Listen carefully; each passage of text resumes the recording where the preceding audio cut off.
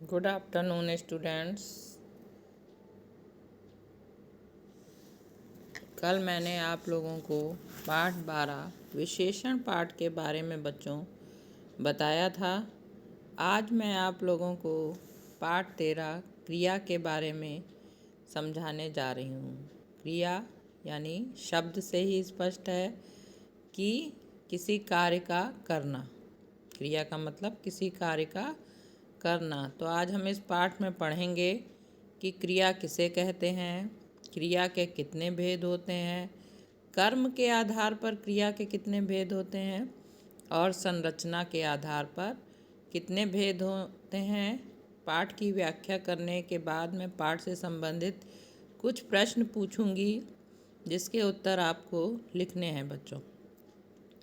तो सबसे पहले पूर्व ज्ञान की जांच देखिए, समझ लेते हैं। दिए गए धातु शब्दों से दो दो क्रिया शब्द बनाइए, क्योंकि जो हमारी क्रिया बनती है उसका मूल रूप जो होता है वो धातु होता है। ठीक है। संस्कृत में भी मैंने बच्चों आप लोगों को बताया है कि क्रिया का मूल रूप जो है वो धातु कहलाता है।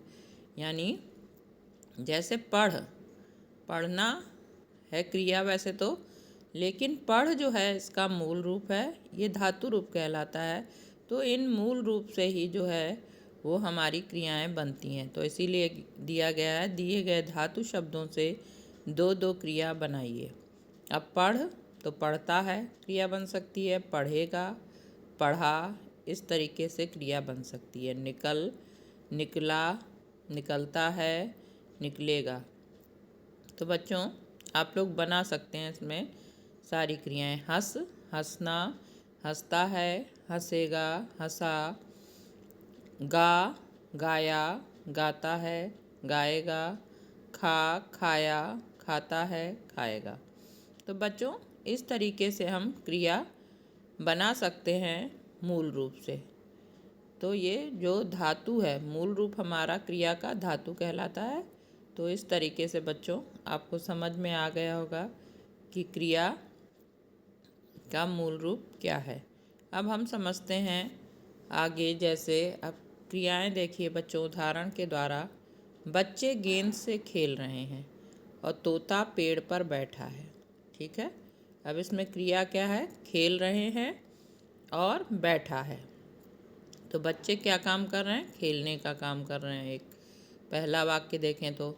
दूसरा वाक्य देखें तो पेड़ पर जो है तोता जो है उसका कहाँ बैठा होना प्रकट हो रहा है? पेड़ पर। तो खेलना और बैठा है, ये दो क्रियाएं हैं, है ना। ये दोनों जो हैं क्रियाएं हैं जो किसके द्वारा पूरी की गई हैं? कर्ता के द्वारा। यानी बच्चे जो हैं कर्ता हैं और तोता उसमें कर्ता है। तोता बैठा है इसलिए। तो जो कार्य किसी कर्ता के द्वारा किया जाता है यानी तो वो कहलाता है क्रिया। तो जिस शब्द से किसी कार्य का करना या होना पाया जाता है उसे हम क्रिया कहते हैं, है ना। तो किसी कार्य के करने या होने का बोध कराने वाले शब्द हमारे क्रिया कहलाते हैं। अब क्रियाएं जो होते हैं वो कई प्रकार की, खाना है, सोना, पढ़ना है, लिखना है, ये सब क्या है? बहुत सी क्रियाएं हैं जो हम जीवन में करते रहते हैं, क्योंकि क्रिया के बिना तो कुछ भी हो नहीं सकता। और क्रिया का मूल रूप जो है वो धातु कहलाता है, जैसा कि अभी मैंने पाठ के प्रारंभ में ही बताया बच्चों। जैसे पढ़ धातु है तो उससे क्रिया बनी पढ़ना या पढ़ता है, पढ़ेगा, इस तरीके से क्रिया बनी। तो क्रिया का मूल रूप जो है वो धातु कहलाता है, जो कि लिख, पढ़, गा, हंस, इस तरीके से मूल रूप होते हैं। और हर क्रिया के जो है में मूल रूप विद्यमान रहता है, क्योंकि मूल रूप नहीं होगा तब तक क्रिया नहीं बनेगी। अब जैसे पढ़ना, पढ़ना क्रिया बनी तो पढ़ उसमें मूल रूप है। पढ़ता है तब भी पढ़ मूल रूप है, पढ़ेगा तब भी पढ़ मूल रूप है।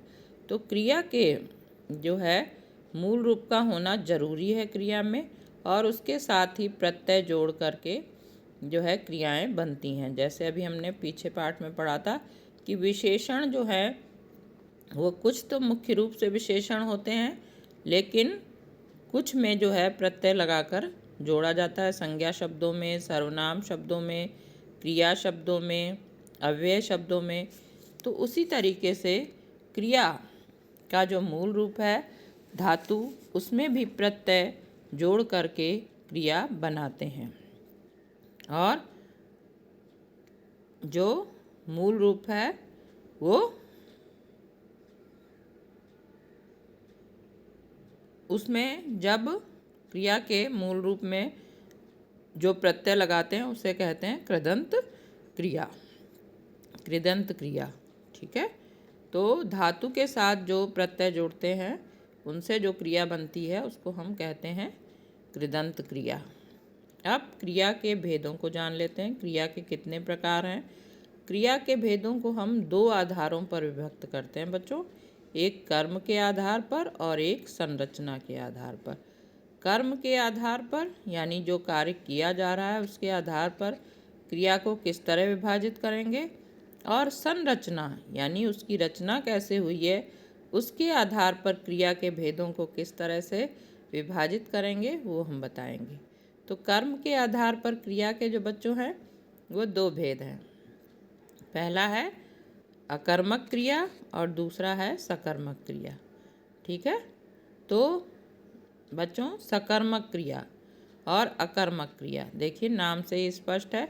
अकर्मक यानी जिसमें कर्म का ना होना, सकर्मक यानी जो कर्म सहित है, जो कर्म के साथ है उसे हम सकर्मक क्रिया कहेंगे, और जो कर्म के साथ नहीं है उसे अकर्मक कहेंगे। तो जैसे ये देख लीजिए, सकर्मक क्रिया पहले देखते हैं। गीता सेब खा रही है, ठीक है, और विवेक पुस्तक पढ़ रहा है। ये दो उदाहरण हैं बच्चों। तो अगर हम प्रश्न लगाएं कि गीता क्या खा रही है तो हमें उत्तर क्या मिलता है? सेब। और हम प्रश्न में क्या लगाएं कि विवेक क्या पढ़ रहा है या किसको पढ़ रहा है तो उत्तर मिलेगा पुस्तक को। तो क्रिया में क्या और किसको लगाने पर जो उत्तर मिलता है उसे हम कहते हैं कि वो कर्म है। ठीक है, यानी क्रिया जो की जाती है उसका जो भार है, उसके व्यापार का जो परिणाम है वो जिस पर पड़ता है उसे हम कहते हैं सकर्मक क्रिया। और सकर्मक क्रिया भी हमारी जो है वो दो प्रकार की होती है बच्चों। उसे एक कर्मक और द्विकर्मक भी कहते हैं। तो आपने देखा वाक्यों में पढ़ने का प्रभाव पुस्तक पर पड़ रहा है और खाने का प्रभाव जो है वो सेब पर पड़ रहा है ना। गीता सेब खा रही है, तो ये दोनों सकर्मक क्रियाएं हैं बच्चों। तो जिस क्रिया का फल जो है वो कर्म पर पड़ता है वह सकर्मक क्रिया कहलाती है। यानी जो क्रिया की जा रही है उसका जो भी परिणाम जिस पर पड़ता है उसको हम सकर्मक क्रिया कहते हैं। तो उसमें वो कर्म होता है और उसे हम सकर्मक क्रिया कहते हैं। और अब मैंने बताया कि सकर्मक क्रिया जो है हमारी दो प्रकार की होती है, एक कर्मक और द्विकर्मक। ठीक है बच्चों, तो एक कर्मक कैसे? जैसे हम कहें अध्यापिका बच्चों को पढ़ाती है, तो प्रश्न हमने किया अध्यापिका किसको पढ़ाती है, तो उत्तर आया बच्चों को। ठीक है, तो यहाँ पर एक कर्म है। ठीक है बच्चों, अगर यही वाक्य हम कहें अध्यापिका बच्चों को पुस्तक पढ़ाती है, ठीक है, तो बच्चों को एक प्रश्न हमने किया किसको पढ़ाती है, दूसरा प्रश्न किया क्या पढ़ाती है, तो उत्तर आया पुस्तक। पहले में आया बच्चों को। तो बच्चों ये दो कर्म हो गए। अगर हम किसी भी वाक्य को पढ़ते समय देखें कि अगर उसमें दोनों प्रश्न करने पर उत्तर मिल रहे हैं, दो प्रश्न करने पर किसको और क्या, और अलग अलग उत्तर आ रहे हैं, तो वो क्रिया द्विकर्मक कहलाएगी। तो जिस क्रिया का एक कर्म होता है उसे एक कर्मक कहते हैं, और जिस क्रिया के दो कर्म होते हैं उसे बच्चों हम द्विकर्मक कहते हैं। अब अकर्मक क्रिया क्या होती है? जैसे आप देखिए चित्र में, छात्रा दौड़ती है और दूसरा है बालक सोता है। ठीक है। अब बच्चों, आपने देखा कि जो ये बालक सोता है और छात्रा दौड़ती है, इस दौड़ने और सोने की क्रिया के बीच में जो है वो कोई भी और कर्म नहीं है जिस पर क्रिया का प्रभाव पड़े। सीधे इसका प्रभाव किस पर पड़ रहा है? कर्ता पर। छात्रा दौड़ती है यानी दौड़ने का जो प्रभाव है वो छात्रा के द्वारा किया जा रहा है, दौड़ने का काम। और बालक सोता है तो सोने का काम जो है वो किसके द्वारा किया जा रहा है? बालक के द्वारा। तो जहाँ पर कर्ता और क्रिया के बीच में कोई अन्य शब्द नहीं आता है जिसका क्रिया का प्रभाव जिस पर पड़े, यानी क्रिया का सीधा प्रभाव कर्ता पर पड़ता है, वो क्रिया अकर्मक होती है। तो इसमें दौड़ना है, सोना है, नहाना है, तो ये सब क्रियाएं जो होती हैं ये अकर्मक क्रियाएं होती हैं, जिनका प्रभाव जो है वो किसी अन्य शब्द पर न पढ़ के सीधे कर्ता पर पड़ता है, उसे हम अकर्मक क्रिया कहते हैं।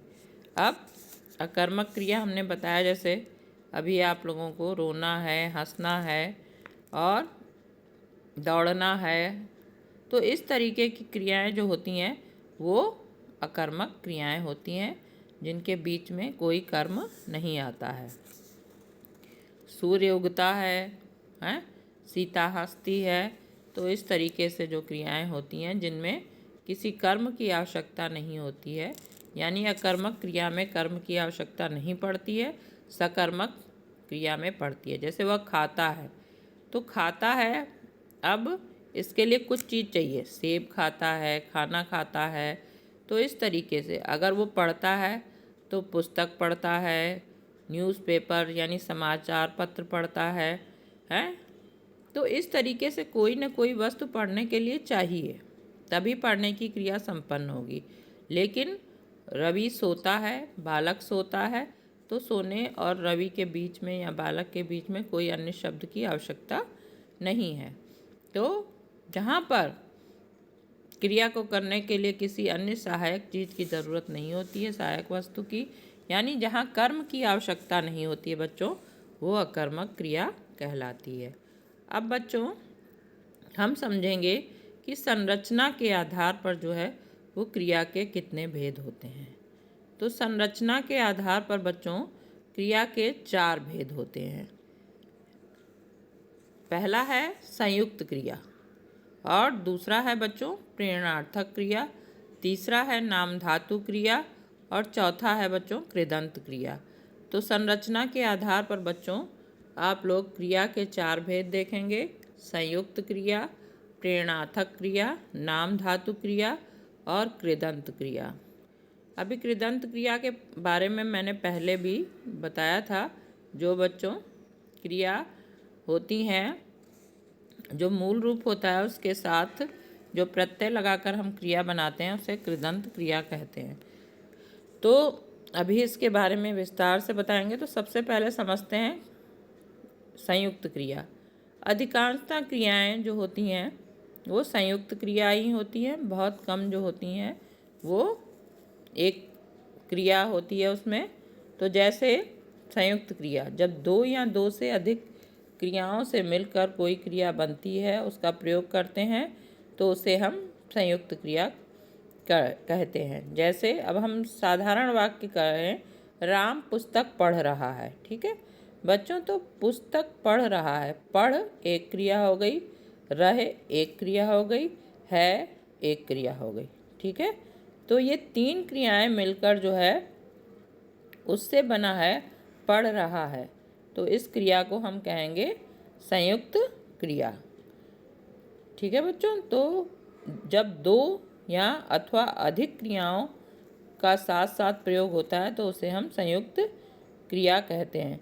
जैसे राम घर गया, तो ये तो क्या है, गया एक क्रिया है केवल, और राम घर चला गया, अब चलना एक क्रिया है और जाना एक क्रिया है, तो 2 से बनकर मिली तो चला गया, ये संयुक्त क्रिया हो गई। फूल खिल गया, अब यहाँ पर एक खिल जो है वो एक क्रिया है और गया दूसरी क्रिया है। तो ये दो संयुक्त क्रियाओं के प्रयोग से क्रिया बन रही है, तो इसको हम कहेंगे संयुक्त क्रिया। जहाँ पर मुख्य क्रिया तो होती है, उसके साथ सहायक क्रिया भी जुड़ जाती है। जैसे खिलना मुख्य क्रिया है और गया तो ये सहायक क्रिया हो गई। जैसे पढ़ रहा है, पढ़ना मुख्य क्रिया है और रहा और है ये संयुक्त क्रियाएं यानी ये सहायक क्रियाएं हैं। तो जहाँ पर एक मुख्य क्रिया होती है और दूसरी अन्य सहायक क्रियाएं होती हैं, उसे हम संयुक्त क्रिया कहते हैं। अधिकांशतः वाक्यों में संयुक्त क्रियाओं का प्रयोग किया जाता है, लेकिन कहीं कहीं पर जो है वो आप लोगों की जो है अलग मुख्य क्रिया भी होती है। किस वाक्यों में, कुछ वाक्यों में मुख्य क्रिया भी होती है। जैसे आप लोग इंग्लिश में भी पढ़ते हैं हेल्पिंग वर्ब, है ना, हेल्पिंग वर्ब और मेन वर्ब, तो उसी तरीके से है। जैसे इज एम आर क्या है, ये हेल्पिंग के लिए होते हैं। तो उसी तरीके से हिंदी में भी जो है सहायक क्रियाएं होती हैं और मुख्य क्रिया होती है बच्चों। उसके बाद दूसरी बच्चों आपकी आती है नाम धातु क्रिया। ठीक है, नाम धातु क्रिया जैसा कि नाम से ही स्पष्ट है, यानी जिसमें मुख्य कोई नाम हो, तो यानी उसके आगे संज्ञा, सर्वनाम और विशेषण शब्दों से जो बनती हैं क्रियाएं, उसको हम कहते हैं नाम धातु क्रिया। क्योंकि आपने पढ़ा है जो सब क्या कहते हैं, किसी भी शब्द का जो नाम है वो क्या कहलाता है, वो संज्ञा कहलाता है। तो इसमें संज्ञा, सर्वनाम, विशेषण सभी शब्द आ गए। इनसे जो बनी क्रिया है उसको हम नाम धातु क्रिया कहते हैं। जैसे हाथ, हाथ से क्या बना, हथियाना। हाथ क्या है, संज्ञा है। ठीक है ना बच्चों, हाथ संज्ञा है और संज्ञा से बना हाथ से हथियाना। शर्म, शर्म क्या है, भाववाचक संज्ञा है, शर्म महसूस हुई से तो शर्म आना। ठीक है, झूठ, झूठ भी क्या है, झूठ भी क्या है, भाववाचक संज्ञा है, तो झुठलाना। तो इसलिए संज्ञा शब्दों से, सर्वनाम शब्दों से और विशेषण शब्दों से जो बनने वाली क्रियाएं होती हैं वो नाम धातु कहलाती हैं। अब अपना, अपना क्या है, सर्वनाम शब्द है, अपनाना, इससे क्रिया बन गई। अब देखिए नाम धातु में ही आगे बनी है बच्चों, तो ये कुछ संज्ञा शब्दों से थी, कुछ भाववाचक। तो संज्ञा शब्दों से दुख, दुखना, चक्कर, चकराना। उसके बाद सर्वनाम से अपनाना। उसके बाद बच्चों विशेषण शब्द, तो विशेषण शब्द है 60। कोई 60 वर्ष का है तो 60 कहते हैं, उसी से सठियाना कहते हैं ना, 60 साल के बाद व्यक्ति जो है वो सठिया जाता है, तो उसी तरह 60 से बना सठियाना। गर्म विशेषण है, गर्म दूध और उससे गर्माना। तो वो क्रोध में गर्मा गया यानी गुस्सा आ गया उसे। मोटा, मोटाना है, वो आजकल बहुत मोटा रहा है। तो इस तरीके से विशेषण शब्दों से बनी क्रियाएं हैं। उसके बाद है अनुकरणवाची शब्दों से बनी धातुएं। हिन हिन, जैसे घोड़े की आवाज़ क्या होती है, हिन हिन, उसी से बनी है धातु, नाम धातु क्रियाएं। हिन हिनाना। खट खट, कोई दरवाजे पर खटखट कर रहा है और उसी से बनी है खटखटाना, दरवाजे पर कोई खटखटा रहा है। तो इस तरीके से कुछ अनुकरणवाची शब्द जिन्हें हम प्रयोग करते हैं, तो उनसे भी हमारी नाम धातु क्रियाएं बनती हैं बच्चों। तो अब आप लोग को पता चल गया होगा कि संज्ञा, सर्वनाम और विशेषण शब्दों से और अनुकरणवाची शब्दों से बनने वाली जो क्रियाएं होती हैं वो नाम धातु क्रियाएं कहलाती हैं बच्चों। और इसके बाद हम देखते हैं प्रेरणार्थक क्रिया। प्रेरणार्थक क्रिया यानी नाम से ही स्पष्ट है, जहाँ प्रेरणा देकर कोई काम करवाया जाए उसे हम प्रेरणार्थक क्रिया कहते हैं। यानी प्रेरणा देकर जो कार्य करवाया जाता है उसे हम, यानी कर्ता जिसमें स्वयं कार्य न करके किसी अन्य को प्रेरणा देकर कार्य करवाता है उसे हम प्रेरणार्थक क्रिया कहते हैं बच्चों। अब जैसे रीता ने गीता से पत्र लिखवाया, यानी उसको कोई समस्या थी या वो स्वयं लिख नहीं सकती थी, तो उसने गीता से पत्र लिखवाया, यानी स्वयं न लिखा उसने, मैटर उसने ही बताया, लेकिन पत्र जो है वो गीता से लिखवाया। और शिक्षक ने छात्रों से पाठ पढ़वाया, ठीक है, शिक्षक ने छात्रों से पाठ पढ़वाया, यानी पाठ शिक्षक ने स्वयं न पढ़कर छात्रों से पढ़वाया। तो ये प्रेरणार्थक क्रिया है बच्चों। और प्रेरणार्थक क्रिया के भी जो हैं वो दो कर्ता होते हैं, एक प्रेरणा देने वाला प्रेरक कर्ता होता है और एक प्रेरणा लेने वाला जो प्रेरित कार्य करता है, ठीक है। तो जैसे पहला वाक्य था, रीता ने गीता से पत्र लिखवाया, तो रीता क्या थी, प्रथम कर्ता थी प्रेरणा देने वाली, और दूसरा कर्ता कौन था, गीता, क्योंकि वो प्रेरित होकर लिख रही थी। और अध्यापक ने छात्रों से पाठ पढ़वाया, तो अध्यापक प्रथम कर्ता है, और छात्रों से पाठ पढ़वा रहा है तो छात्र जो है द्वितीय कर्ता हैं, जो कि प्रेरित होकर कार्य कर रहे हैं। इसके बाद भी प्रेरणार्थक क्रिया के भी बच्चों दो रूप होते हैं, एक होते हैं प्रथम प्रेरणार्थक क्रिया और दूसरी होती है बच्चों द्वितीय प्रेरणार्थक क्रिया। तो इसमें क्या होता है, प्रथम प्रेरणार्थक क्रिया में जब कर्ता स्वयं कार्य न करके दूसरे को कार्य करने की प्रेरणा देता है तो उसे हम कहते हैं द्वितीय प्रेरणार्थक क्रिया, ठीक है। जैसे माता नौकरानी से बच्चे को दूध पिलवा रही है, तो यहाँ पर क्या है, कर्ता स्वयं कार्य न करके दूसरे को कार्य करने की प्रेरणा दे रहा है और उससे काम करवा रहा है, तो ये है द्वितीय प्रेरणार्थक क्रिया।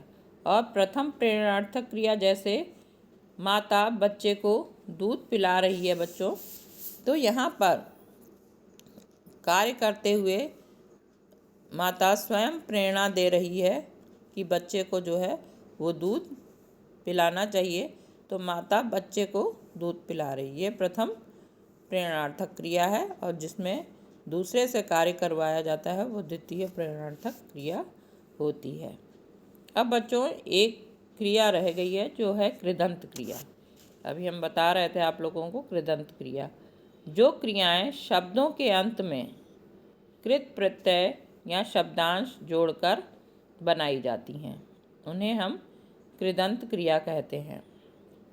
जैसे हमने कहा चलना और उसमें प्रत्यय लगा दिया कर, चल कर, पढ़ना, पढ़ कर, तो इस तरीके से जो शब्दों के अंत में कृत प्रत्यय लगाकर क्रियाएं बनाई जाती हैं उन्हें हम कहते हैं कृदंत क्रिया। अब जैसे वर्तमान काल एक कृदंत क्रिया होती है और भूतकालिक कृदंत क्रिया होती है और एक पूर्वकालिक क्रिया होती है। तो सबसे पहले समझते हैं वर्तमान कालिक कृदंत क्रिया। वर्तमान कालिक कृदंत क्रिया में बच्चों क्या होता है, क्रिया का वह रूप जो वर्तमान समय में कार्य के होने या करने का बोध कराए उसे हम वर्तमान कालिक क्रिया कहते हैं। जैसे तुम खाना खाते हो, ठीक है, खाते हो। अब खा इसमें मूल रूप है, ते इसमें प्रत्यय लगा है और उसमें हो भी जोड़ा गया है, तो ये क्या हुआ, ते प्रत्यय लगकर बनी खाते, ठीक है। तुम खाना खाते हो, तो ये है वर्तमान, यानी काम जो है कब हो रहा है, वर्तमान समय में हो रहा है ना, वर्तमान समय में कार्य के होने का बोध हो रहा है, तो ये है वर्तमान कालिक कृदंत क्रिया। विवेक विद्यालय जाता है। अब देखिए जा मुख्य क्रिया है, ता उसमें प्रत्यय लगा है और है, तब ये क्रिया बनी है सहायक क्रिया है और इसमें भी वर्तमान काल में कार्य हो रहा है, तो इसे वर्तमान कालिक क्रिया कहेंगे, ठीक है। उसके बाद है भूतकालिक कृदंत क्रिया, ठीक है। मनीष ने खाना खाया, खा मूल क्रिया है और या प्रत्यय जोड़कर ये भूतकालिक क्रिया बनाई गई, यानी अभी नहीं खा रहा है, न खाएगा, उसने खाया पहले, कार्य हो चुका है। तो ये जो है भूतकालिक कृदंत क्रिया है। उसके बाद निखिल विद्यालय गया, तो गया भी जाना क्रिया से ही बना हुआ है, तो इसमें भी प्रत्यय जोड़ के बनाया गया है, निखिल विद्यालय गया। ठीक है, तो ये भी पहले कार्य हो चुका है, इसलिए ये भूतकालिक कृदंत क्रिया है। जो कार्य पहले हो चुका होता है उसे हम कहते हैं भूतकालिक। ठीक है, उसके बाद है पूर्वकालिक। पूर्वकालिक में जैसे हमने अभी चलकर, पढ़कर बताया था, यानी मुख्य क्रिया होने से पहले ही कोई क्रिया हो जाती है, उसे हम कहते हैं पूर्वकालिक कृदंत क्रिया। वह नहाकर विद्यालय जाएगा। ठीक है, वह नहाकर विद्यालय जाएगा, या वह नाश्ता खाकर विद्यालय जाएगा। तो यानी विद्यालय जाना जो है मुख्य क्रिया है, लेकिन उससे पहले ही खाना खाने की क्रिया या नहाने की क्रिया हुई, तो उसे हम पूर्वकालिक कृदंत क्रिया कहेंगे। बच्चा जाग कर खेला, यानी खेलना उसका मुख्य क्रिया है, लेकिन उससे पहले ही उसके जागने की क्रिया हो गई, तो इसे हम पूर्वकालिक कृदंत क्रिया कहेंगे। यानी मुख्य क्रिया होने से पहले ही जो क्रियाएं हो जाती हैं उनको हम क्या कहते हैं, पूर्वकालिक। और इसमें अधिकतर कर शब्द लगा दिया जाता है, चलकर, हंसकर, पढ़कर, ठीक है, जागकर। तो इस तरीके से ये पूर्वकालिक क्रिया बन जाती है। इसको हम इसीलिए पूर्वकालिक क्रिया कहते हैं बच्चों। इसमें कर या करके भी लगा सकते हैं। तो बच्चों, ये थी आपकी रचना के आधार पर, संरचना के आधार पर आपकी 4 प्रकार की क्रियाएं थीं बच्चों। और अब मैं इसी से संबंधित जो है आप लोगों से कुछ प्रश्न पूछूंगी बच्चों, तो आप उनके उत्तर लिखिएगा।